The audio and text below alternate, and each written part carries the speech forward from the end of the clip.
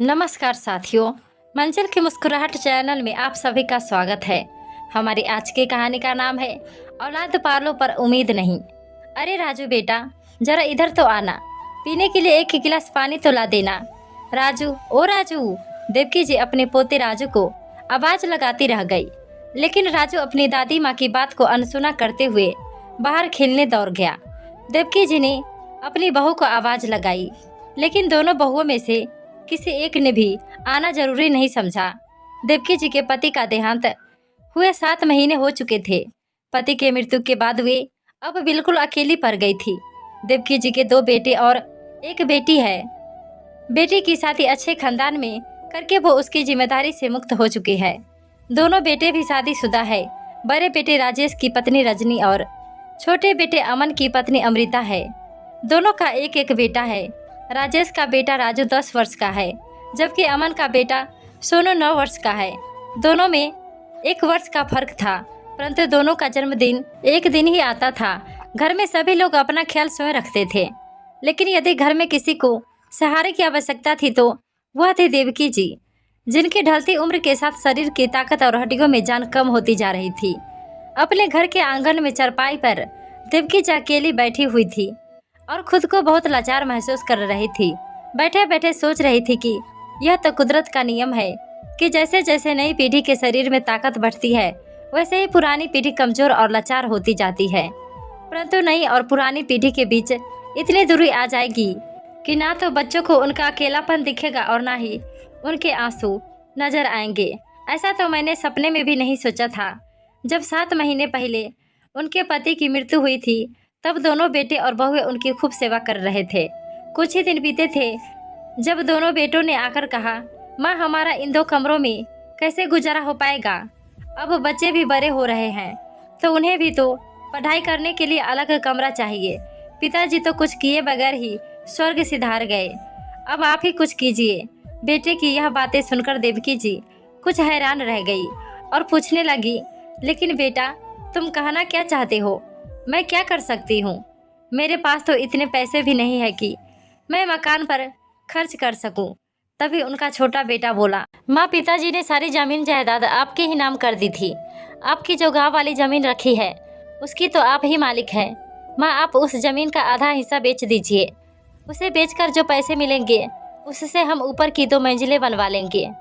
फिर बड़े बेटे ने कहा, माँ, आप ही सोचिए कि हमारे बच्चे भी बड़े हो रहे हैं, जगह की कितनी कमी हो चुकी है, और फिर कभी कभार बच्चों के दोस्त भी आ जाते हैं, या कभी उन दोनों का जन्मदिन मनाना होता है तो जगह न होने के कारण उन्हें भी शर्मिंदा होना पड़ता है। बेटों के इतना आग्रह करने के बाद देवकी जी सोच में पड़ गई। फिर सोचने लगी कि आज हो या कल, आखिर ये सब कुछ बच्चों का ही तो है। ऐसा सोचते हुए उन्होंने गांव की जमीन का आधा हिस्सा बेच दिया और उससे आया पैसा बेटों को दे दिया और कहा, अब तुम्हें जैसा ठीक लगे तुम वैसा मकान बनवा लो।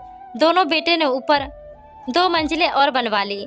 फिर कुछ दिन बीते तो एक दिन उनका बड़ा बेटा उनके पास आया और बोला, माँ, अब आपकी तबीयत ठीक नहीं रहती है तो फिर आपको जमीन जायदाद का काम क्या है?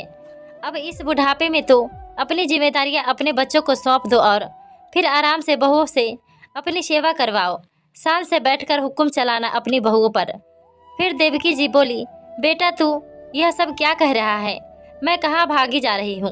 तभी उनका छोटा बेटा अमन राजू और सोनू का हाथ पकड़कर ले आया और बोला, माँ, कल इन दोनों का जन्मदिन है और हम चाहते हैं कि आप इन्हें ऐसा तोहफा दीजिए जो कभी किसी ने न दिया हो। तब देवकी जी बोली, हाँ बेटा, मैं भी इनका जन्मदिन यादगार बनते हुए देखना चाहती हूँ, लेकिन मैं क्या कर सकती हूँ? कोई अच्छा तोहफा भी नहीं दे सकती। तभी बड़ा बेटा राजेश बोला, माँ जी, केवल आप ही हैं जो इन्हें अनमोल तोहफा दे सकती है। ऐसा कहते हुए उसने अपनी माँ के आगे कुछ कागज रख दिए और बोला, माँ, आपको और कुछ नहीं करना, बस इन कागजों पर अपने दस्तखत कर दीजिए। अरे बेटा, इस पर तो सब कुछ अंग्रेजी में लिखा है। तुम्हारे पिताजी हमेशा कहा करते थे कि दस्तखत करने से पहले कागजों को पढ़ लेना चाहिए, क्योंकि धोखाधड़ी बहुत है। लेकिन ये बात तो पराये लोगों के साथ लागू होती है। यहाँ मुझसे कौन धोखा करेगा। ऐसा कहते हुए उन्होंने कागजों पर दस्तखत कर दिए। लेकिन जैसे ही उन्होंने दस्तखत किए उनके मन में ख्याल आया कि पूछना तो चाहिए कि यह कागज किस चीज़ के है। और जब उन्होंने पूछा तो उनका बड़ा बेटा मुस्कुराते हुए बोला, माँ, इस पर यह लिखा है कि आप अपने गाँव वाली सारी जमीन हमारे नाम पर कर रहे हैं। यह सुनकर देवकी जी को एक धक्का सा लगा कि कितनी चालाकी से दोनों बेटों ने उनसे कागजों पर दस्तखत करवा लिए। पर फिर सोचने लगे कि बेटा सही तो कह रहा था कि इस उम्र में मैं जमीन जायदाद का क्या करूंगी। अगर यह मैंने उन्हें दे भी दी तो क्या हो गया। अब आराम से रहूंगी, दोनों बहुओं और बेटों से खूब सेवा करवाऊंगी। उसी दिन सुबह सुबह ही देवकी जी पार्क में टहलने के लिए चली गई। थोड़ी सैर करने के बाद वे अपनी सहेली रंजना जी के साथ गपशप करती रही और जब घर वापस लौटी तो देखा घर पर कोई नहीं था। रसोई घर का सामान भी गायब था। एक पल को वह घबरा गई और बच्चों को आवाज़ देने लगी तो इतने में बड़ी बहू ऊपर से चिल्लाई, क्या हुआ माँ जी, इतना क्यों चिल्ला रही हो। हम ऊपर आ चुके हैं सारा सामान लेकर। ठीक है बहू, काम में व्यस्त हो तो मैं भी ऊपर ही आ जाती हूँ। जैसे ही देवकी जी ऊपर पहुंची और पहला कदम रखा तो बहुत जोर से चिल्लाई, आपको दिखाई नहीं देता, सारा घर गंदा कर दिया। अभी अभी मैंने पोछा लगाया था, सुख तो जाने दिया होता। अपनी बहू रंजनी के मुंह से ऐसी बातें सुनकर देवकी जी का कलेजा मुंह को आ गया और हड़बड़ाते हुए बोली, बहू मुझे बहुत जोर से भूख लगी थी, अगर मेरे लिए नाश्ता बना देती तो। फिर बहू का गुस्से से भरा हुआ चेहरा देखते हुए बोली, मैं ऊपर जाकर फर्श गंदा नहीं करूँगी, तुम मेरे लिए खाना नीचे ही पहुंचा देना। तभी रंजनी बोली, देखिए माँ जी, अभी मैंने कुछ नहीं बनाया खाने को, ऊपर जाकर अपनी छोटी बहू से पूछ लीजिए, उसने कुछ बनाया होगा तो दे देगी। अरे बहू, पहले ही इतनी सीढ़ियाँ चढ़कर मेरा सांस फूल गया है, तुम्हें कुछ दे देती। माँ जी, अभी मुझे बहुत काम है, एक रोटी बनाने का काम ही नहीं है। इतना कहकर वह चली गई। देवकी जी जैसे तैसे हिम्मत जुटाकर छोटी बहू अमृता के पास पहुंची। देखा तो वह भी घर के काम में व्यस्त थी। उन्होंने उसे आवाज़ दी और खाना मांगा तो अमृता ने कहा, माँ जी, अभी मैंने रोटियां नहीं बनाई, रात की रोटियां पड़ी है, आप वही खा लीजिए। देवकी जी रात की बासी रोटियां लेकर उदास भाव से नीचे आ गई, परंतु वे समझने में असमर्थ थी कि उनके आगे पीछे माँ जी कहकर सारा दिन उनकी सेवा करने वाली बहुएं आज इतना अजीब सा बर्ताव क्यों कर रहे हैं। उसी समय उनकी बेटी राधिका का फोन आया, माँ कैसी है आप, खाना तो समय पर खाती है ना। तो देवकी जी बोली, बेटा मैं बिल्कुल ठीक हूँ, तेरे दोनों भाइयों और भाभियों ने तो मुझे सर आंखों पर बैठा रखा है, तू मेरी चिंता मत किया कर, तेरी भाभी गरम गरम खाना परोस कर गई है, मैं अभी खाना खा रही हूँ, बाद में बात करती हूँ। ऐसा कहते हुए देवकी जी की आंखें भर आई और गला रूंध गया। वह अपनी बेटी का दिल दुखाना नहीं चाहती थी, इसलिए तुरंत फोन काट दिया। बेमन से वही बासी रोटियां खाते हुए उन्होंने मन ही मन सोचा कि आज वह अपने दोनों बेटे राजेश और अमन से इस विषय में बात करेंगी। दोपहर बीतने को थी और देवकी जी अभी तक दोपहर के खाने का इंतजार कर रहे थे। जब कोई नहीं आया तो थक कर उन्होंने आवाज लगाई, बहू मुझे भूख लगी है, खाना तो दे दो।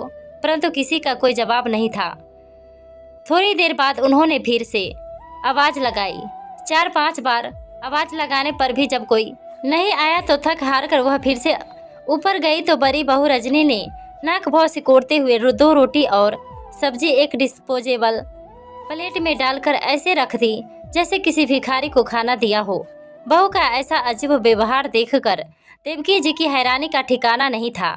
सोचने लगे कि आखिर आज दोनों बहुओं को मेरी 2 वक्त की रोटी भी भारी क्यों लग रही है। आखिर एक ही दिन में ऐसा क्या हो गया। अभी इन्हीं विचारों में डूबी हुई थी कि उनकी नज़र बाहर से आते हुए अपने छोटे बेटे पर पड़ी। पीछे पीछे ही बड़ा बेटा भी आ रहा था। जैसे ही वे दोनों अंदर आए देवकी जी ने कहा, बेटा सुनो, मुझे तुम दोनों से कुछ ज़रूरी बात करनी है। तभी छोटा बेटा बोला, माँ जी जो भी बात करनी है बाद में कीजिएगा, मैं अभी बहुत थका हुआ हूँ।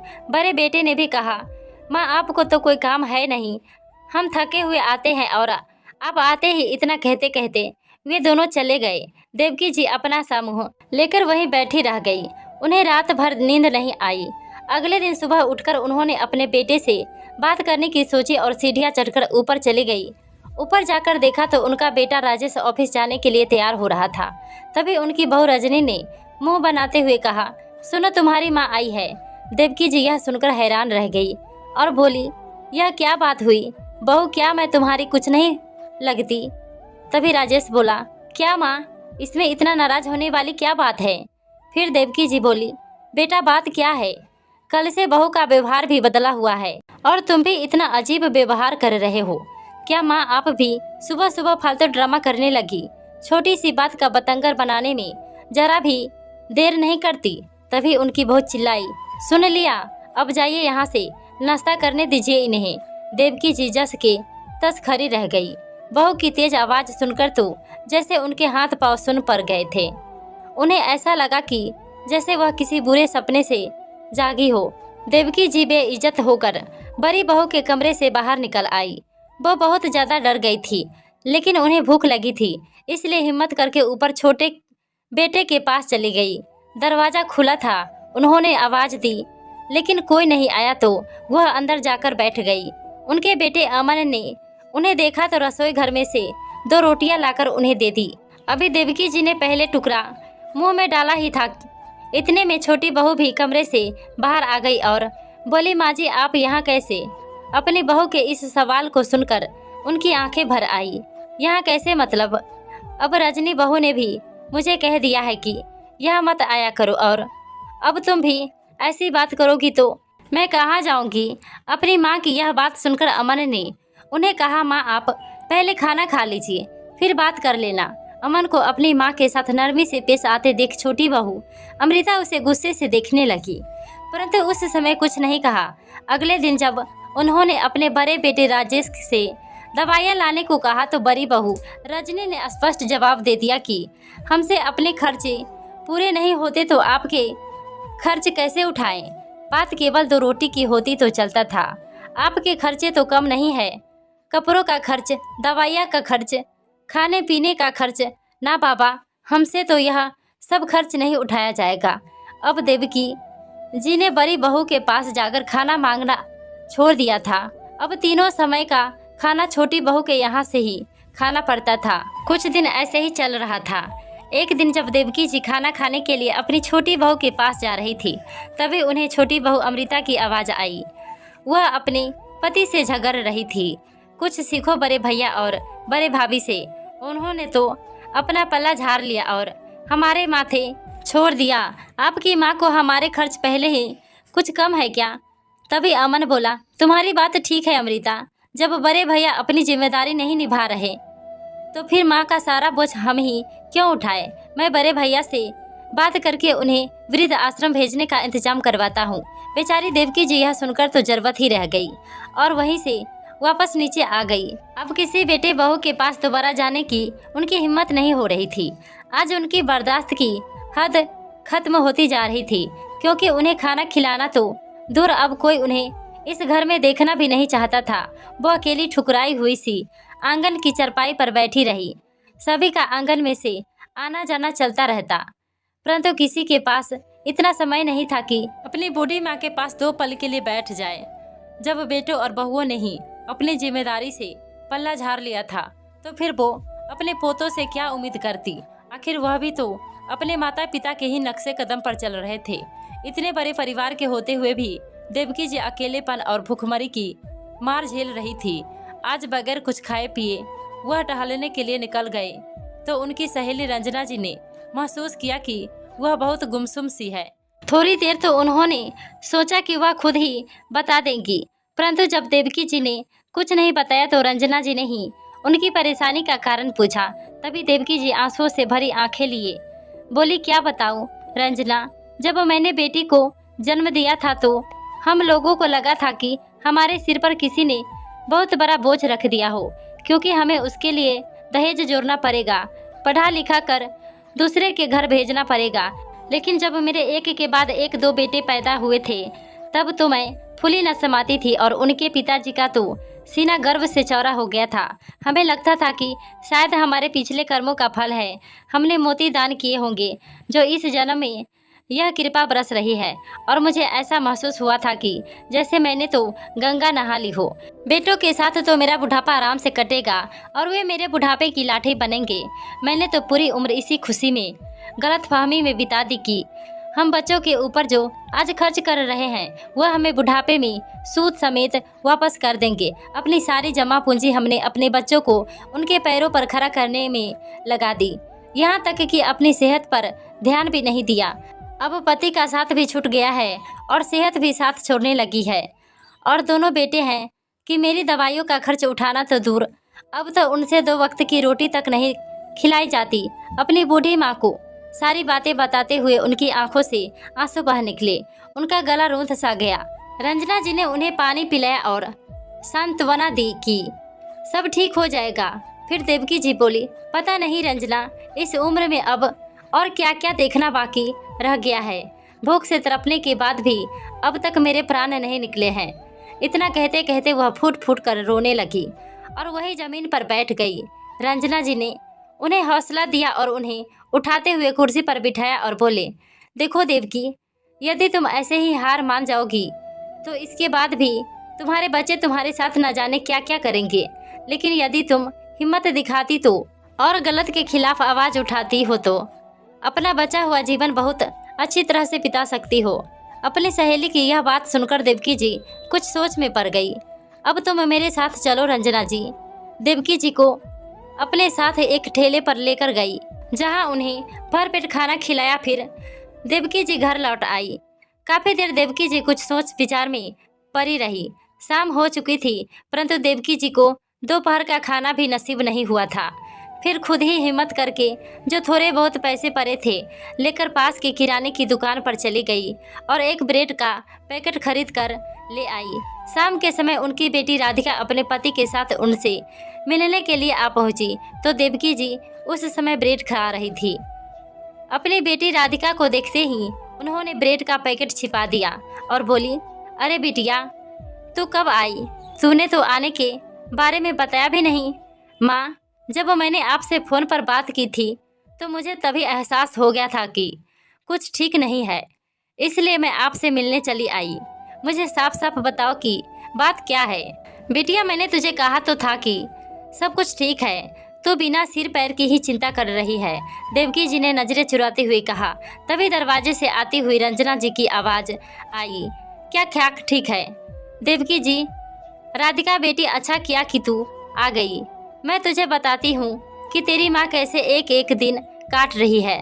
रंजना जी ने सारा वृतांत राधिका को कह सुनाया। सारी बात सुनकर राधिका हक्की बक्की रह गई। उसे विश्वास नहीं हो रहा था कि उसकी माँ पर जान छिड़कने वाले उसके भाई अचानक इतने लालची कैसे हो गए। देवकी जी का दामाद जो यह सारी बातें सुन रहा था कहने लगा, माँ जी, मेरा एक बहुत अच्छा दोस्त वकील है। आप एक काम कीजिए, अपने प्रॉपर्टी के कागज उठाइए और हमारे साथ चलिए। देवकी जी के मना करने के बाद भी वे दोनों नहीं माने और उन्हें अपने साथ वकील के पास ले गए और सभी हालातों के बारे में बताया। वकील ने सभी कागज देखे और कहने लगा, अरे वाह, यह हुई ना बात। यह बताइए, यह कागज किस प्रॉपर्टी के हैं? तभी देवकी जी ने कहा कि यह हमारे मकान के हैं और ज़मीन के कागज है। फिर वकील मुस्कुराते हुए बोला, अगर ऐसी बात है तो आप अपने बेटे बहू को अच्छा नाच नचा सकती है। फिर वकील के कहने पर देवकी जी ने कागजी कार्रवाई शुरू की। उसके कुछ समय के बाद देवकी जी घर लौट आई। थोड़ी ही देर में उनके दोनों बेटे भी घर आ गए। उनके पास आकर बोले, माँ, अब हमसे आपका बोझ और नहीं उठाया जाता, इसलिए हमने आपका इंतजाम वृद्ध आश्रम में करवा दिया है। यह बात सुनकर देवकी जी हैरानी से उनकी ओर देखने लगी तो बड़ा बेटा बोला, चिंता मत कीजिए माँ, वहाँ आपको किसी तरह की कोई कमी नहीं होगी। अभी यह बात चल ही रही थी कि राधिका और उसका पति वकील के साथ उनके सामने हाजिर हो गए। उन दोनों को वकील के साथ वहाँ देखकर दोनों बेटों और बहुओं की हैरानी का ठिकाना नहीं रहा। बड़ा बेटा बोला, यह सब क्या तमाशा है, तुम लोग यहाँ वकील के साथ? फिर बड़े बेटे ने कहा, अच्छा, अब समझ में आया कि माँ की संपत्ति में तुझे और जीजा जी को भी अपना हिस्सा चाहिए, इसलिए वकील को लेकर आ गई हो। लेकिन एक बात कान खोलकर सुन लो, यह सारी संपत्ति हम दोनों भाइयों की है, तुम्हारा इसमें कोई हक नहीं है। यह बात सुनकर राधिका और उसके पति को बहुत गुस्सा आया। तभी राधिका बोली, मुझे माँ की संपत्ति में से एक पैसा भी नहीं चाहिए। मैं तो केवल इतना चाहती हूँ कि मेरी माँ इस बुढ़ापे में सुखपूर्वक अपना जीवन बिताए। अरे मैं तो माँ को अपने साथ ले जाना चाहती थी, लेकिन माँ ने ही यह कहकर मना कर दिया कि अपने जीवन का अंतिम समय वह बाबूजी की यादों के साथ इसी घर में रहकर गुजारना चाहती है। फिर देवकी जी ने चेहरे पर गुस्से भरे भाव लाते हुए कहा, अपनी बेटी से ज़्यादा मैंने और तुम्हारे पिताजी ने अपने बेटों को प्यार किया, ये सोचकर कि बेटियां तो पराई होती हैं, केवल बेटे ही बुढ़ापे में साथ निभाते हैं। लेकिन आज मुझे महसूस हो रहा है कि हमसे कितनी बड़ी गलती हो गई थी। तुम लोगों ने मेरे पास कोई और चारा ही नहीं छोड़ा था। जब तक जायदाद मेरे नाम पर थी तब तक मेरे आगे पीछे दौड़ते थे, और अब फर्ज निभाने की बात आई तो तुम सभी ने हाथ पीछे खींच लिए। मेरा पैसा और जमीन तुम सबको चाहिए थी, पर तुम्हारी बूढ़ी माँ, उसका क्या? यह मत भूलो कि यह घर आज भी मेरे पति का है, जिस पर सबसे पहला अधिकार मेरा है। तभी बड़े बेटे ने कहा, इस पर अब आपका कोई अधिकार नहीं है। वसीयत बनाते समय ही पिताजी ने यह मकान हमारे नाम पर कर दिया था। तभी वकील साहब बोले, आपकी बात सही है, लेकिन आपके पिताजी ने मरने से पहले यह घर और जमीन अपनी पत्नी देवकी जी के नाम पर कर दिया था, और साथ में यह भी लिखवाया था कि उनकी पत्नी के जीते जी सारी प्रॉपर्टी की मालकिन वही रहेगी। शायद आप लोगों के पिताजी को यह बात का एहसास पहले ही हो चुका था कि आप अपनी माँ के साथ कितनी घटिया हरकतें कर सकते हैं, इसलिए उन्होंने अपनी पत्नी की सुरक्षा के लिए अपनी मृत्यु से पहले ही अपनी वसीयत में बदलाव करवा दिए थे। उनकी मृत्यु की जो तिथि आपने बताई है, उसे ठीक एक हफ्ता पहले ही वसीयत बदलवा दी गई थी। आज की तारीख में यह घर और आपके पिताजी की गांव की जमीन देवकी जी की ही है। वह जैसे चाहे उनका इस्तेमाल कर सकती है, कोई उनसे कुछ नहीं कह सकता। यह सुनकर तो दोनों बेटों की जैसे जान ही निकलने लगी थी। वे कभी वकील को देखते तो कभी अपनी माँ को। इस घटना के बाद देवकी जी, जो आज तक सब कुछ सहन करती आई थी, चुपचाप रहने वाली एक सीधी सी महिला नहीं रही। अपने अधिकार के लिए लड़ना उन्हें आ गया था, और अपनी औलाद को सबक सिखाने के लिए उन्हें अपने बेटों बहुओं को फरमान सुना दिया कि वे जल्द से जल्द मकान को खाली कर दे। इतनी बात सुनते ही बड़ा बेटा राजेश अपनी माँ के पैरों में गिर पड़ा। माँ, मुझसे बहुत बड़ी गलती हो गई, मुझे माफ़ कर दो। उसी समय छोटा बेटा अमन बोला, माँ, मुझे तो बड़े भैया ने उल्टी पट्टी पढ़ाई थी, नहीं तो आप जानती ही है मैं ऐसा करने के बारे में कभी सोच भी नहीं सकता था। फिर देवकी जी बोली, मुझे दुत्कारने से पहले तुमने इतना तक नहीं सोचा कि इस उम्र में माँ कहाँ जाएगी, कैसे रहेगी? फिर मैं तुम्हारे बारे में क्यों सोचूं? लेकिन मैं अपने दोनों पोतों को दर दर की ठोकरें खाने के लिए नहीं छोड़ सकती। इसलिए तुम लोग इस घर में रहना चाहते हो तो तुम्हें सबसे ऊपर वाली मंजिल पर रहना होगा। अब देवकी जी ने अपनी गलती सुधारते हुए एक और कदम उठाया। उन्होंने वसीयत में बदलाव करवाया कि उनकी मृत्यु के बाद उनकी गांव की जमीन पर सिर्फ उनकी बेटी का हक होगा। अपनी सहेली की मदद से उन्होंने अपने मकान के बीच वाली मंजिल किराए पर चढ़ा दी, और सबसे नीचे वे स्वयं रहने लगी। राधिका ने उनके लिए खाना बनाने, साफ सफाई करने और कपड़े धोने के लिए एक मेड भी लगवा दी। अब देवकी जी को अच्छा खाना नसीब होने लगा था। अपनी सासू माँ का यह बदला हुआ रूप देखकर दोनों बहुएं दंग रह गई थी। हैरान तो दोनों बेटे भी थे, और दिल के किसी कोने में उन्हें एहसास था कि उनसे बहुत बड़ी गलती हो चुकी है, जिसका खामियाजा उन्हें भुगतना पड़ रहा है। दोस्तों, यह कहानी कैसी लगी कमेंट में अपना राय जरूर बताएं। साथ ही चैनल पर नए हैं तो लाइक और सब्सक्राइब करना ना भूलें। बहुत बहुत धन्यवाद।